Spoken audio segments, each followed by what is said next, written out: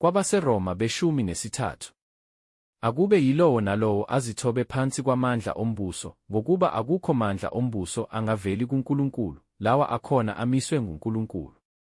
Ngakho-ke omelana namandla ombuso umelana nesimiso sikaNkulunkulu, kepha abamelana nakho bayakwamukeliswa ukulahlwa. Ngokuba ababusi abesabeki kwabenza okuhle, kodwa kwabenza okubi.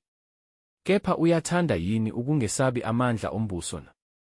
Yenza okuhle, uyakubongwa yiwo, ngokuba uyisikhonzi sikaNkulunkulu, kube kuhle kuwe. Kepha uma wenza okubi, yesaba, ngokuba awuyiphatheli ize inkemba, ngokuba uyisikhonzi sikaNkulunkulu, umphindiseli wokwehlisela ulaka kowenza okubi. Ngalokho kuswelekile ukuwuthobela, kungabi kuphela ngenxa yolaka kodwa nangenxa kanembeza. Ngokuba ngenxa yalokho nikhipha intela, ngokuba bayizikhonzi zikaNkulunkulu ezikhuthalela khona lokho. Nikani bonke okubafaneleyo, intela kofanele intela, inkokhiso kofanele inkokhiso, ukwesaba kofanele ukwesatshwa, udumo kofanele udumo.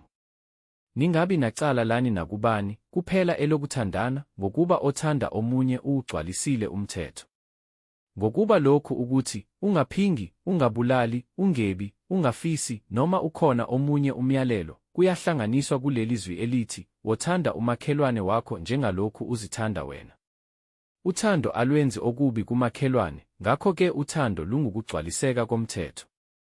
Yenzani lokhu, njengokuba nazi isikhathi ukuthi sekuyihora lokuba nivuke ebuthongweni, ngokuba manje insindiso isisondele kithi kunaleso sikhathi esaqala ukukholwa ngaso. Ubusuku sebuyaphela, imini isisondele.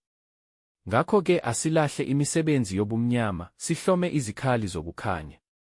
Asihambe ngokufaneleyo njengasemini, kungabi ngokuminza nokudakwa, kungabi ngobufebe namanyala, kungabi ngokuxabana nomhawu, kodwa yembathani iNkosi uJesu Kristu, ninganakekeli inyama kuvuswe izinkanuko.